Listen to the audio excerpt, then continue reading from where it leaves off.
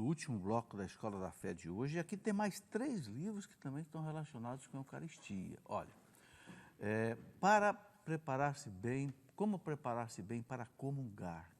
É muito importante preparar bem, né? E uma das coisas para a gente preparar bem é uma confissão, quando a gente precisa se confessar, quando cometeu um pecado grave, aquele pecado que mexe com a consciência da gente. Procure um padre, confesse. Porque a confissão não é só para perdoar o pecado, a confissão também é para te dar força para não pecar mais. Já fizemos aqui um programa todo sobre a confissão. E aqui também um livrinho inteiro sobre o sacramento da Eucaristia, que eu escrevi numa série de 7 livrinhos, uma coleção, né, aqui sobre a Eucaristia também. Então você vê que não falta material para a gente estudar sobre a Eucaristia. Tá? Eu estava vendo uma pergunta aqui, já chegaram muitas perguntas, uma pessoa perguntando assim, mas por que os padres nas paróquias não explicam isso melhor, tal, peraré, peraré? Sabe, gente, a gente tem que entender que no Brasil tem muito pouco padre. A Polônia, por exemplo, tem um padre para cada 1000 pessoas. Porque a Polônia tem 40 milhões de habitantes e tem 40 mil padres. Então é um padre para cada 1000. O Brasil tem 200 milhões de habitantes, 5 vezes mais gente do que na Polônia, e o Brasil tem a metade de padres da Polônia. O Brasil tem 20 mil padres, não chega a 20 mil, o Brasil tem uns 18 mil padres, a Polônia tem 40 mil. Então, no Brasil, você tem um padre para cada 10 mil pessoas, na Polônia é um padre para cada 1000.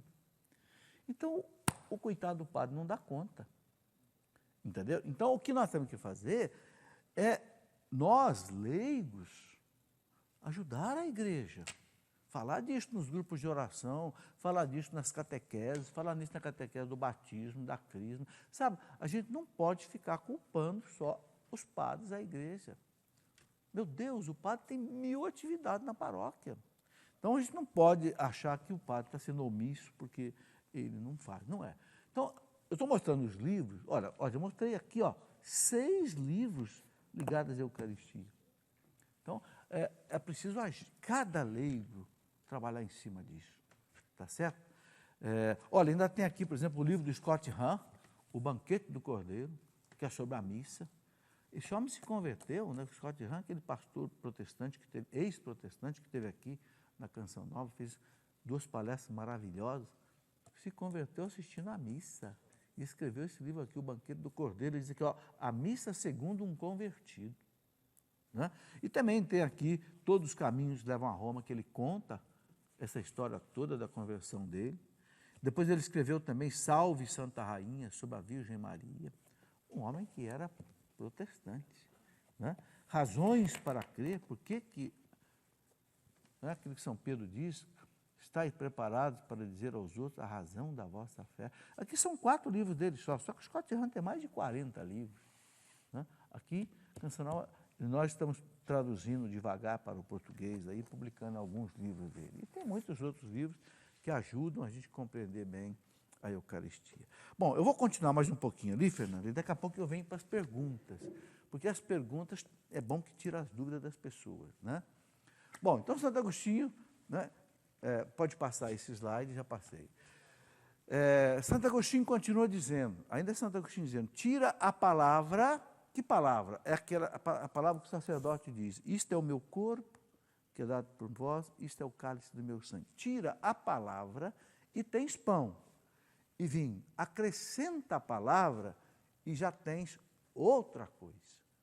Então, o que faz acontecer a transubstanciação é o poder sacerdotal recebido no sacramento da ordem que vem de Jesus Cristo. Por isso que a única instituição que tem a transubstanciação é a Igreja Católica, porque é a única religião que tem o sacerdote, entende? Que vem da sucessão apostólica de Cristo pelos apóstolos e chega até aqui. Quando o padre diz, isto é o meu corpo, é o Cristo que fala através do padre. Então, aí o poder da palavra de Cristo e na ação do Espírito Santo é que acontece a transubstanciação. Veja lá, Santo Agostinho, no século IV, já dizia isso. Né? E ele continua dizendo, é o Sermão 6 de Santo Agostinho, ele continua dizendo, e essa outra coisa, o que é? Corpo e sangue de Cristo. Tira a palavra e tens pão e vinho. Acrescenta a palavra e tens um sacramento. Por que ele fala sacramento? Porque sacramento é uma ação direta de Deus.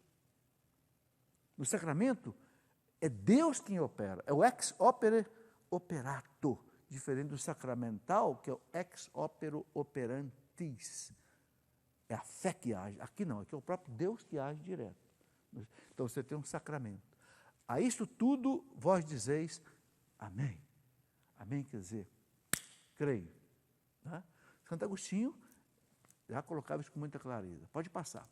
São João Crisóstomo, doutor da igreja, morreu mártir no ano 407, foi patriarca de Constantinopla, onde o imperador Constantino levou a sede do Império Romano no ano 330. Gigante da igreja, doutor da igreja. São João Crisóstomo dizia, não é o homem que faz com que as coisas oferecidas se tornem corpo e sangue de Cristo, mas o próprio Cristo que foi crucificado por nós. Então, não é o homem que tem poder de fazer acontecer a transubstanciação, não, é o próprio Cristo. Vai. Ele continua dizendo, o sacerdote, figura de Cristo, pronuncia essas palavras, mas sua eficácia e a graça de Deus. Isto é o meu corpo, diz ele. Essas palavras transformam as coisas oferecidas. Está lá na patrologia grega 49, que são os escritos dos santos padres, na chamada patrologia. Tem patrologia grega e patrologia latina. Santo Ambrósio, doutor da igreja, aquele que batizou Santo Agostinho, ele é mais antigo que Santo Agostinho, foi bispo de Milão, onde estava a sede do Império Romano na época dele. Santo Ambrósio dizia, estejamos bem persuadidos de que isto não é o que a natureza formou, mas o que a bênção consagrou. A bênção aí são as palavras do padre, a consagração. E que a força da bênção supera a da natureza, ou seja, transforma a natureza do pão e do vinho. Pois pela bênção a própria natureza é mudada. Santo Ambrósio tem as obras dele sobre os sacramentos, que chama Os Mistérios. Está lá nas obras de Santo Ambrósio. Por acaso, a palavra de Cristo, que conseguiu fazer do nada o que não existia, não poderia mudar as coisas existentes naquilo que ainda não eram? Olha que comparação bonita que Santo Ambrósio faz. Olha, no Evangelho de São João está escrito que tudo que foi criado por Cristo, pelo Verbo, e nada de tudo que existe foi criado sem Ele. E Ele tirou do nada.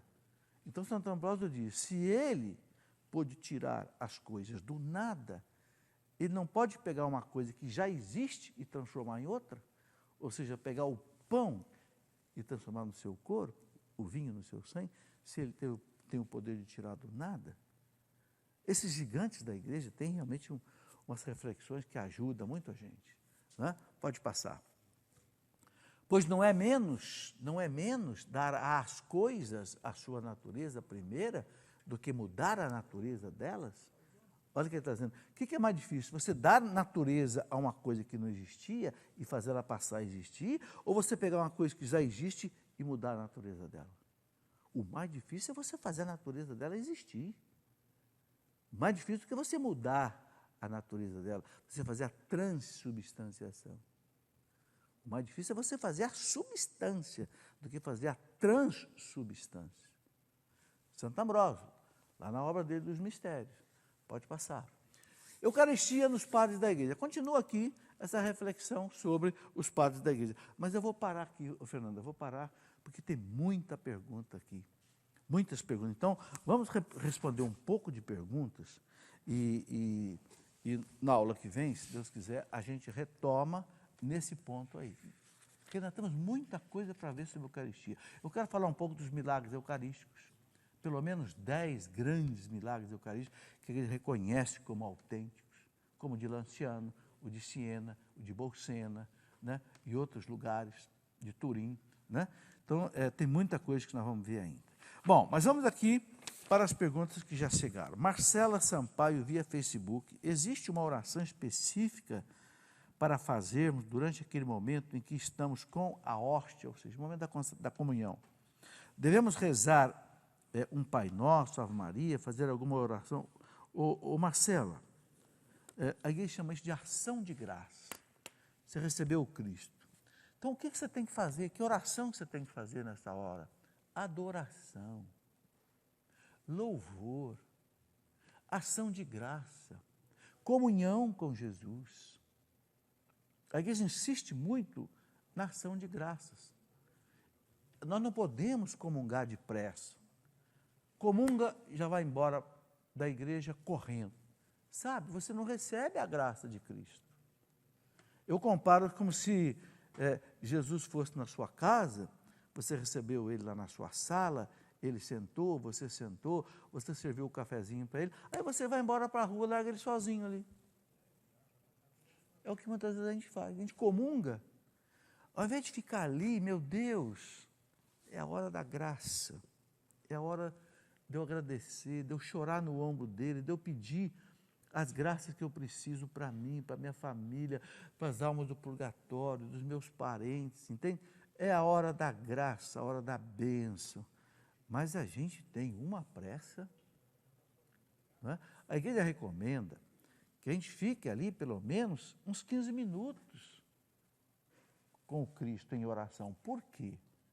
Porque enquanto o organismo não destrói as aparências do pão, o Cristo está presente, corpo, sangue, alma e divindade. Passados uns 10, 15 minutos, o organismo consumiu, absorveu, e aí o Cristo não está mais presente fisicamente, ele passa a estar presente pelo Espírito Santo.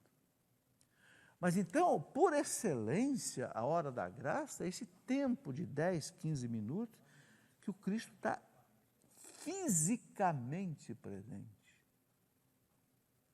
Precisamos pensar nisso, gente. Eu li esse dia um livro de um padre muito bom, né?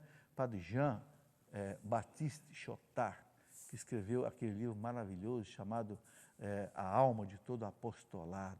Ele diz assim, parece que o demônio não deixa a gente ficar esses 15 minutos com Cristo. Ele arranja alguma coisa para a gente fazer, parece que a formiga morde a gente, e a gente quer, ir embora da igreja. São os 15 minutos de graça, de bênção, de salvação, de cura, de libertação dos teus problemas psicológicos, morais, afetivos. É a hora que ele vai curar você dos seus pecados, da soberba, da ganância, da luxúria, da gula, da ira, da inveja, da preguiça. Mas a gente tem pressa. Vamos pensar nisso. Então, essa pergunta que a Marcela fez aqui é muito boa. Que tipo de oração é essa que eu devo fazer? Estar com Jesus, sem pressa.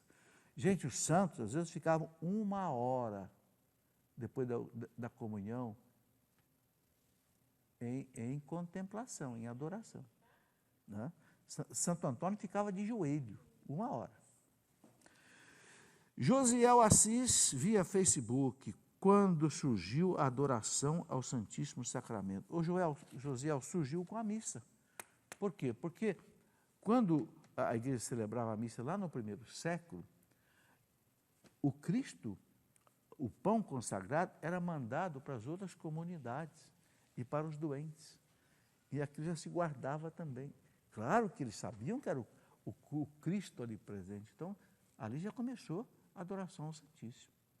E foi evoluindo até nós chegarmos no ostensório, né, com Cristo ali, com a bênção do Santíssimo, foi evoluindo devagar, né? Ok? Bom, João Vitor também via Facebook, né? Uma mulher separada que não mantém relação com ninguém depois da separação, pode confessar e comungar? Ô João, em princípio pode. Ela está separada, mas não tem uma segunda união, vive na castidade. Em princípio, Eu digo em princípio, por quê? Porque tem que ver outros pecados, né? Mas em relação a isso, em princípio, ela pode confessar e comungar, sim. Ok? Emina Gonçalves, via e-mail, é de Fartura, São Paulo. A cidade chama Fartura, São Paulo. Por que foram escolhidos os dois elementos, pão e vinho, para a Eucaristia, ao invés de tantos outros? Emina, isso aqui é muito interessante, essa sua pergunta, porque o pão é um alimento universal.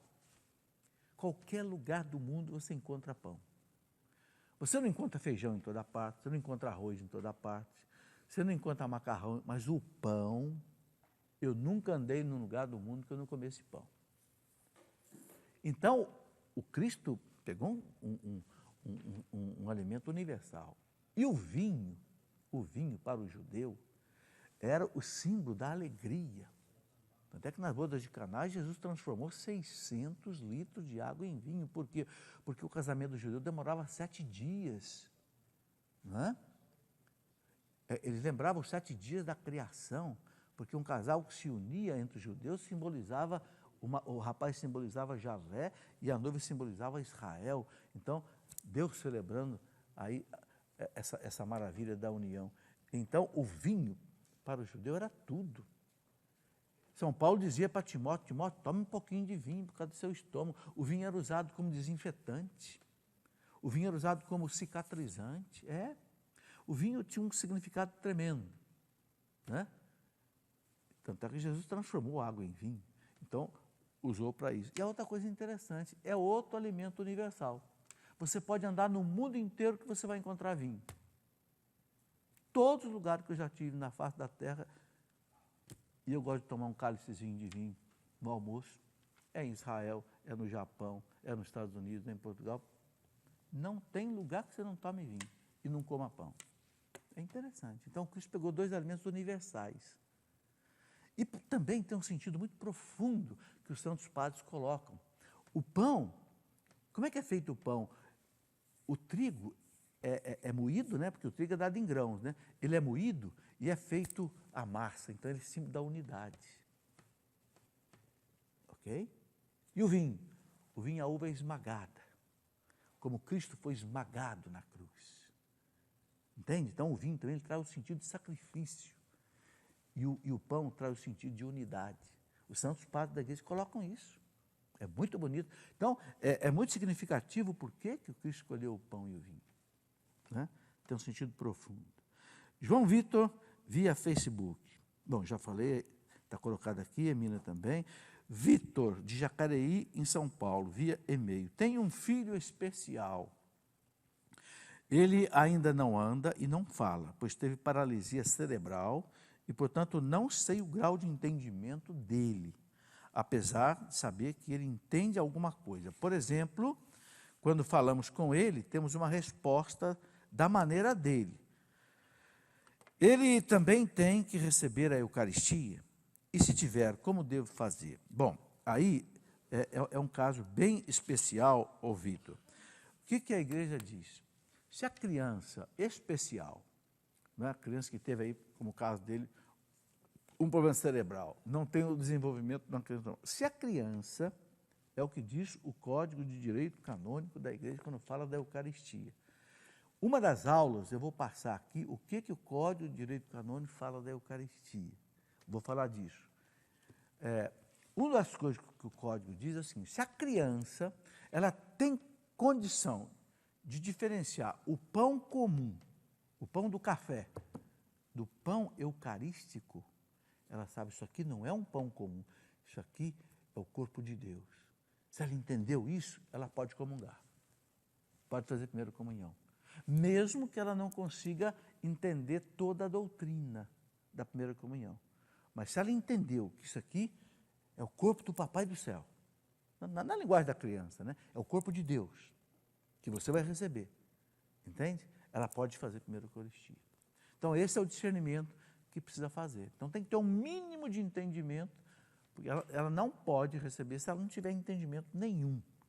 Mas como você está dizendo aqui que ela tem um entendimento de algumas coisas, é bem provável que possa.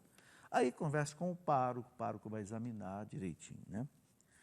Lucas Mendes, via e-mail, ele é de Montes Claros, Minas Gerais. O Lucas pergunta o seguinte: se você não quiser que fale o seu nome, você avisa, não diga meu nome, a gente não diz. Aqui, quando eu falo o nome aqui, porque não vem nenhuma observação, certo?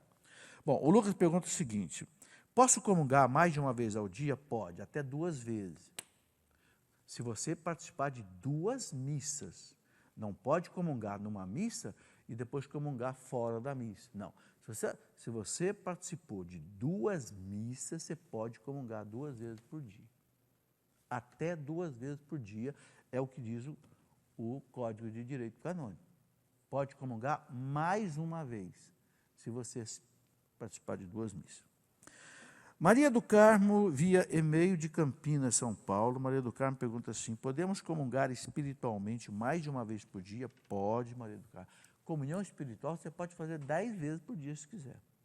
O que é a comunhão espiritual? Você não está na missa, você está em casa e você recebe Jesus espiritualmente na sua alma. Vem, Senhor Jesus. Vem. Para um minutinho do seu trabalho, né? Desliga lá um pouquinho o fogão a gás, né? Jesus. Os santos faziam muito isso. É uma fonte de graça muito grande, a comunhão espiritual.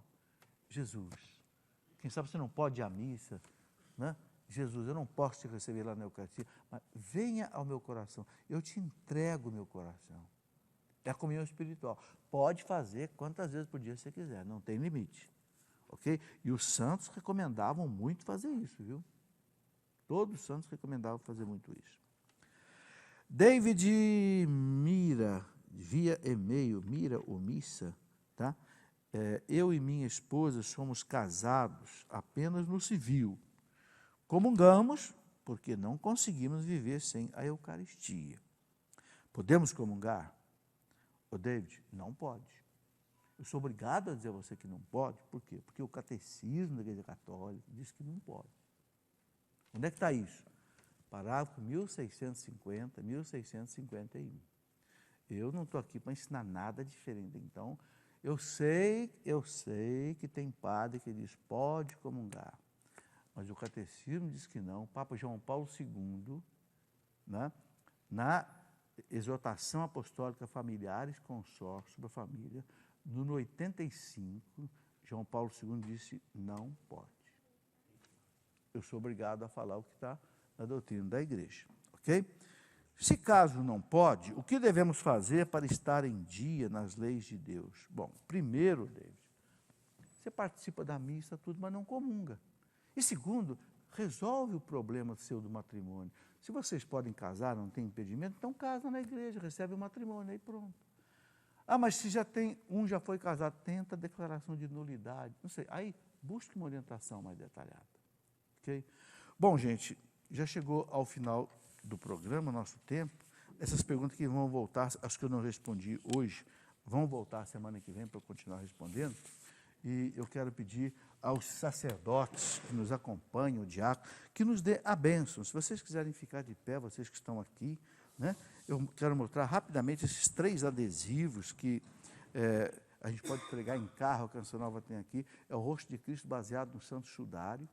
Tá? Uma beleza, né?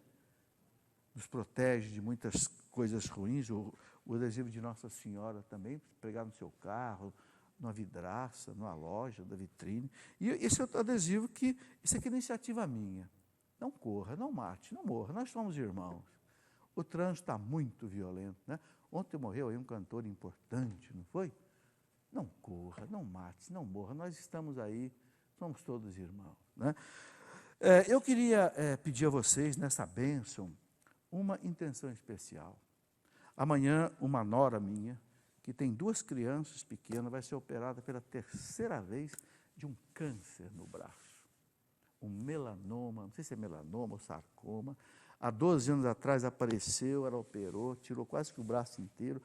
A questão de 1 ano atrás, voltou esse câncer, operou de novo, uma operação de 7 horas. E o bandido voltou agora de novo. Vai operar pela 3ª vez. Os médicos queriam até amputar o braço dela. Mas agora vão tentar um último recurso, né? uma quimioterapia especial, uma cirurgia especial, para ver se consegue recuperar a Wanda Tatiana, nora minha, tem duas netinhas, uma de 5 anos, outra de 3 anos, a Isabela e a Gabriela. Eu queria pedir a oração de vocês. Amanhã, 13h, ela vai estar passando por essa cirurgia e depois uma quimioterapia também especial. A nossa proteção está no nome do Senhor, que fez o céu e a terra. Que pela bênção dos nossos queridos sacerdotes e diáconos, desça sobre todos nós a graça de Deus, a bênção de Deus, trazendo saúde para o nosso corpo e para a nossa alma. Em nome do Pai, do Filho e do Espírito Santo. Amém. Muito obrigado. Até o próximo programa, se Deus quiser.